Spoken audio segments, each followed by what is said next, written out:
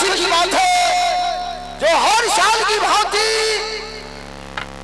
यहाँ इंद्र भगवान का पूजा होता है। हेलो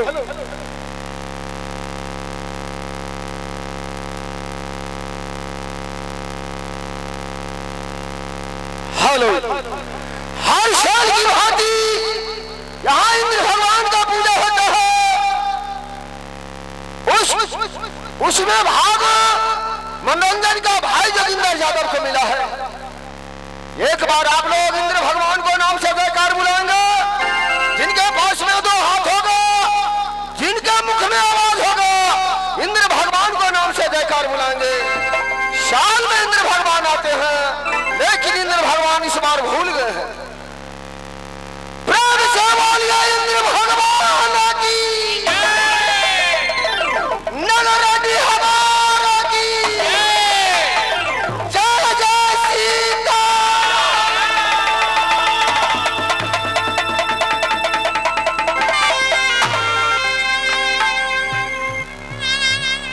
गोस्वामी तुलसीदास जी रामायण में लिखते हैं साथी,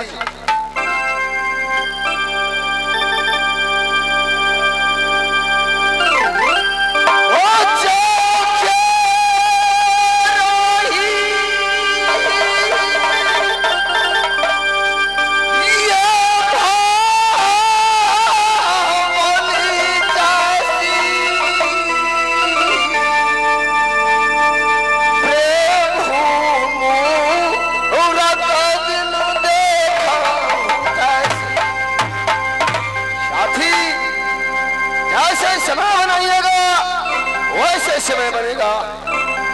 उस समय से आप लोग रिकॉर्डिंग संगीत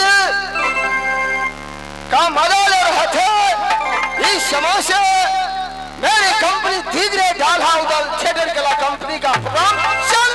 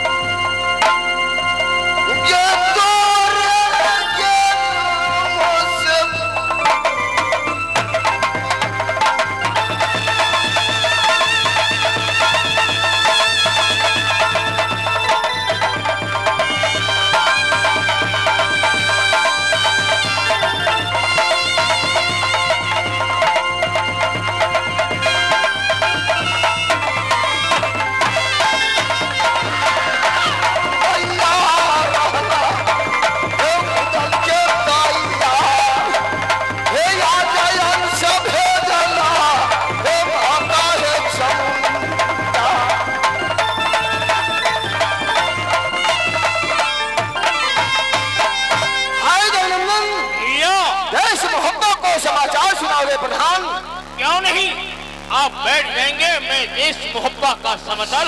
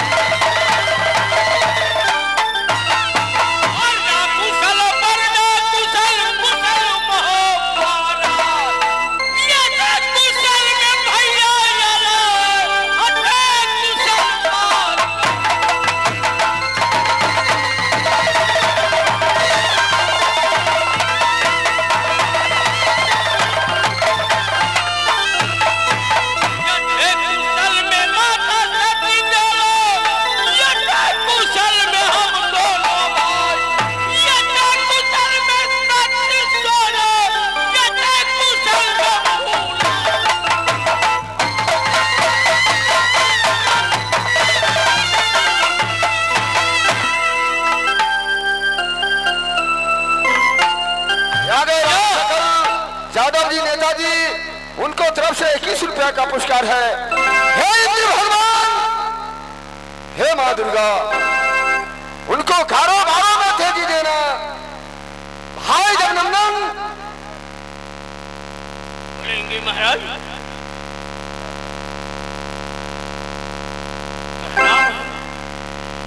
वो स्वामी बाबा तुलसीदास लिखते हैं, यार विश्वनाथ शाह फौजी साहब, उनको तरफ से 50 रुपया का पुरस्कार है।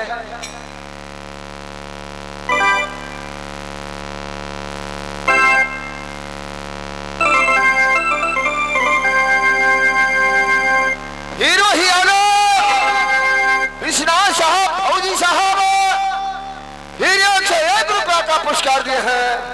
हे इंद्र भगवान, हे मां चामुंडा, हे मां कालरात्रि, हे मां कटेश्वरी,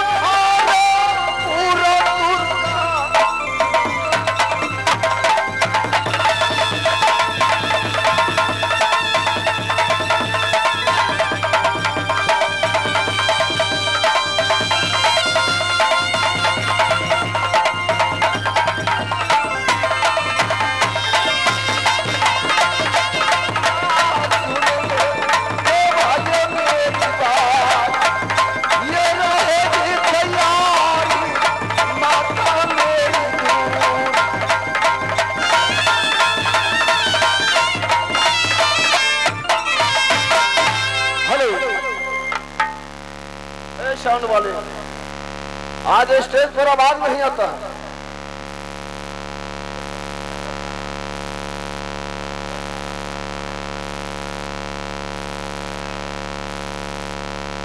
यानी बक्सा रख दिया है 10 में, आवाज स्टेज पर नहीं है।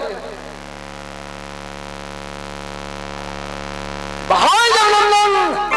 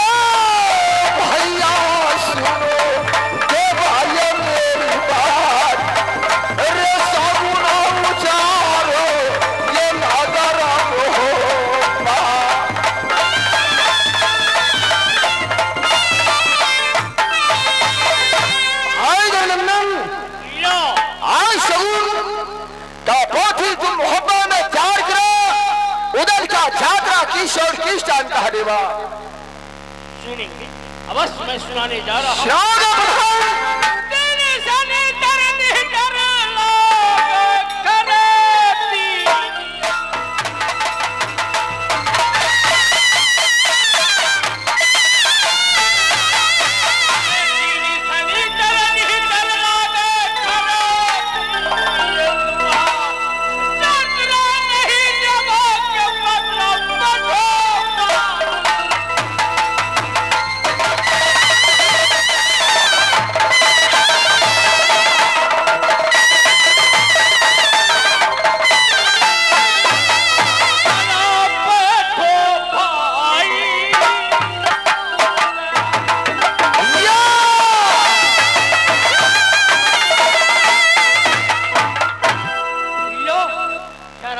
बैठ जाएंगे, अभी तक अपने के डाक बंगला पर सेनापति नहीं आए हैं। मैं जरा उनको आवाज देता हूँ, आने से कुछ बात को आगे बढ़ाया जाएगा।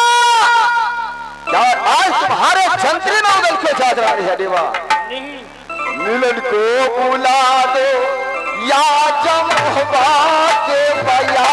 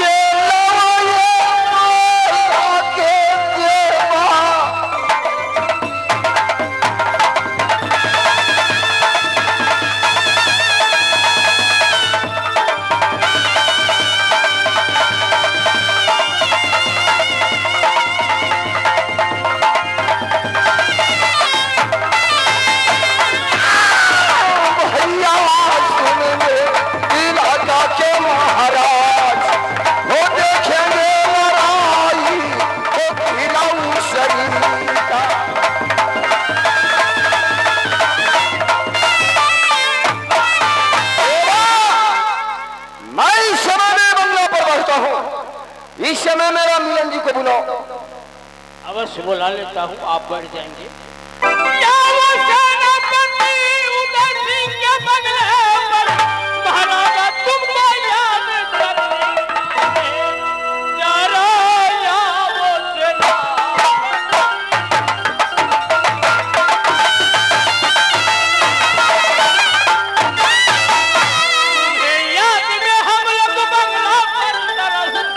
तुमको याद में हम लोग बंगला पर ही तरसते हैं।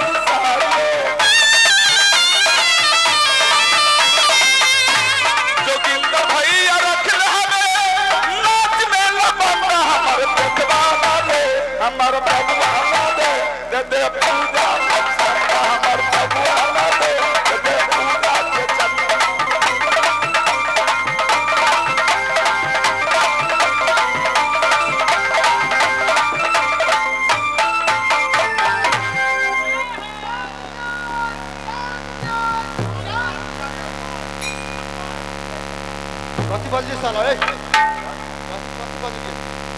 साला तो हाथ बताइले हमरा ए मर्द तोरा दिमाग ना त खराब हाथ करा बताइले हमरा पर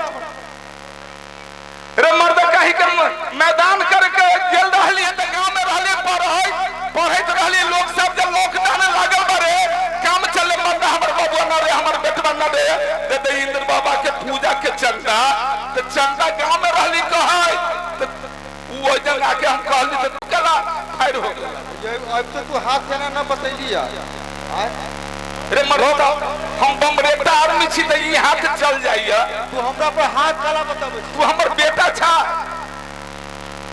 तू हमर बेटा छा न छै त ई परिचय दै छी जे जो करबा के बेटा बनब ना त हमरो नाम छ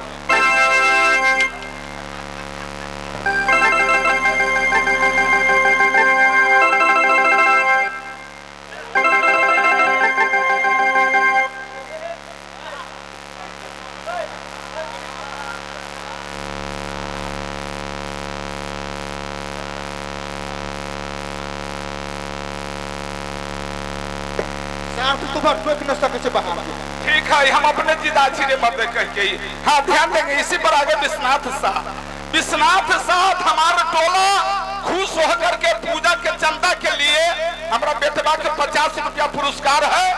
उन साहब का हमारी कंपनी की तरफ से नमस्कार है। हाँ जनै छी जी हमार बेटा ही से हम तो जानते हैं ये उस्ताद है, शाद बुलाने वाले मास्टर है। हाँ सियान होली लेकिन ज्ञान नाम के चीज ना है। कैसे हम उठान से कह चीज ये केहन है ये वो केहन है। ये बात तो सही है।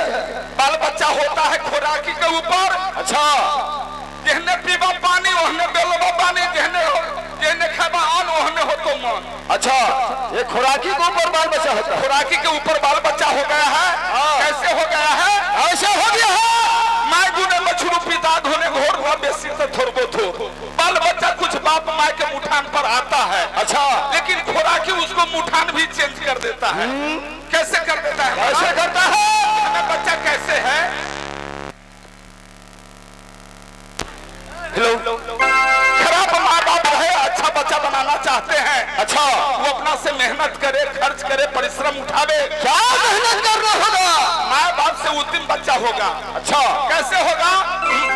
माँ के घर में बच्चा ठहर गया, उसको खाना के साधन मिले, सेव संतोला दूध दही अंगूर अनारस अच्छा फूल ढंग से साफ सुथरा खाना मिलेगा। साफ सुथरा बच्चा निकले आया, लदर फदर खाना खाएगा, गंदा बच्चा निकलेगा। ये साफ सुथरा नहीं है। साफ सुथरा ना है महाराज, गलती है हम में कमजोरी के कारण वैसा। तुम्हारे में कमजोरी हुआ। एक रोज हमें भूसाही वाली गर्भवती ठहर गई। अच्छा कहीं न सुनै छी अंशितवा के बाप। हम कहली की कहै छी चेथरुआ के माय। अच्छा तो ये बाजार जाय छै। हम कहली तो कोकरा ले अब। कोकरा कौन चीज का कहता है? कोकरा हो छै देहात में बिल्ली में। ओ कोकरा देहात में बिल्ली में होता है। कोकरा जल्ली मालिक। अच्छा खल कैसे वही घर के बचवा के नाक न देखियो धमिनिया साफ देखता।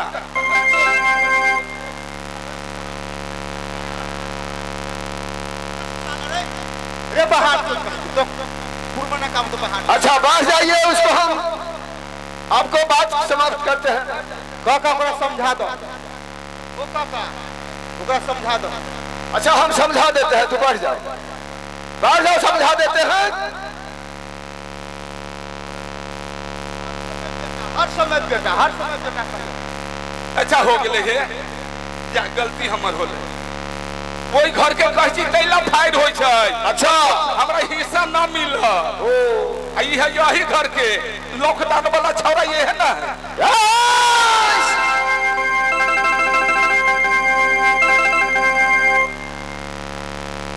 रे बेहुदा ऐसा लॉकडाउन में तू कहा था? लॉकडाउन में मालिक हम दिल्ली में रही। दिल्ली में था तो बेटा कैसे हो गया? दिल्ली में जब रही तो वही में कोरोना के हल्ला जो होलै। अच्छा तो वहां से हम भाग चलली। 11 दिन हमरा टाइम लागल आवे में। यहाँ दिल्ली से 11 दिन में पैदल चलाया? पैदल हम चल दिए 11 दिन में। अच्छा यहाँ आया तो कोरोना के जांच हमको स्कूल में बंद कर दिया। हाँ कोरोना के जांच किया। अच्छा कोरोना ठहरा नहीं, यहाँ जो रुक गए। अच्छा तो लॉकडाउन में यह छोरा न भेले।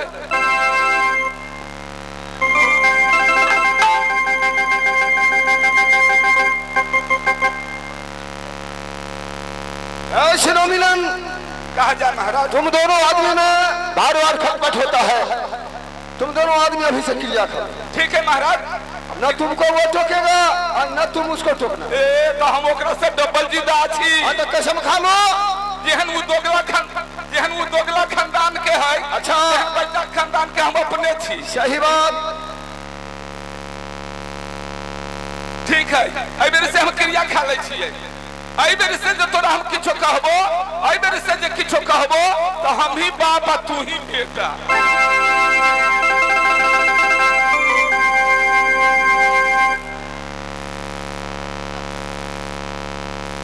तोर बेटा छिरे बाहर से कहि के तू काला के कर कुछ होता काम गिनल बाहर। हम क्रिया खा ले लियो ना, कान धलियो ना। 10 साल हम कुटुमा जी लगा सब गिनल से बाहर। अच्छा ठीक है तो जा जा, जा गलती हमर हो।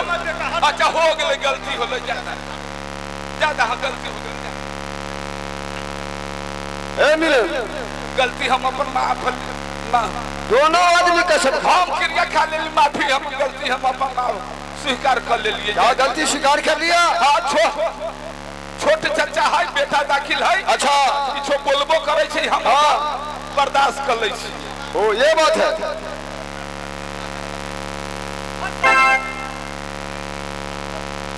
मिलन जी हर समय बेटा साला हो गई गलती। इतना समाज में काम धलियो किछो न माने छे। गलती है तब न काम धलियो है। मिलन जी आज मैंने भाई जगनंदन से यात्रा मांगे, लेकिन देवा कोई खिला को यात्रा उधर कोई स्वीकार नहीं किया। महाराज आज न कल यात्रा होबे करेगा, चिंता न किया जाए। चिंता करने वाले को कहा गया है आज हो गया है चिंता से जवार घटे, दुख से घटत दुसार, पाप से पासी घटे कि कागम सरदार। ये बेहुदा ये कौन कांड की रामायण है रे? महाराज रामानंदी और भरमानंदी दो तरीके के रामायण होता है। अच्छा रामानंदी और भरमानंदी। हाँ तो ये भरमानंदी में है, हमें बाबूजी पढ़ते थे, हमको कंठस्थ याद है। अच्छा इसलिए चिंता न किया जाए। यानी तुम्हारे बाबूजी पढ़ते थे, तुमने याद कर लिया। आज लौंडा बुला दो मिलन जी कश्मीर वाले, लौंडी बोलो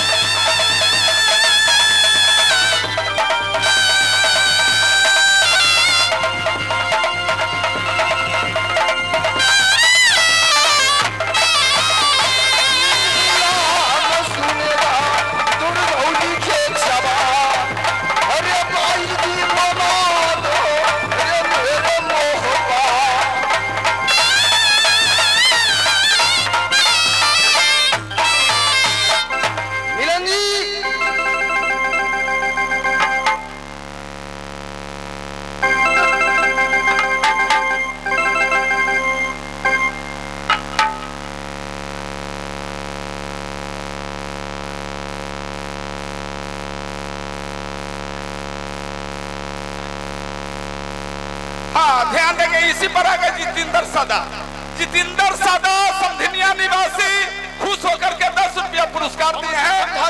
हमारी कंपनी की तरफ से नमस्कार। हर समय साला हर समय अच्छा बाहर जाइए, अभी से नहीं टोकेगा। हो गया तो चाहत रहा हमरा नहीं तू अभी करिए तो बाहर कथी है मुंह तक जाके ये ना और फूट दे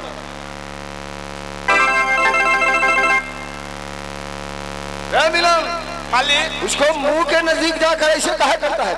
मालिक हम ओइ में 19 साल बुढ़ा बस पर से न गिर गेल है। अच्छा ये हमर ठेहुना मुचू के न गेल है।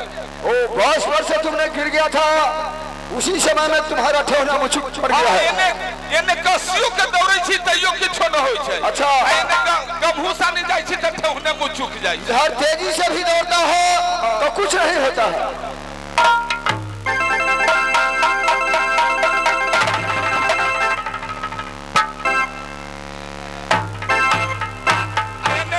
निशानी जब ऐसे देख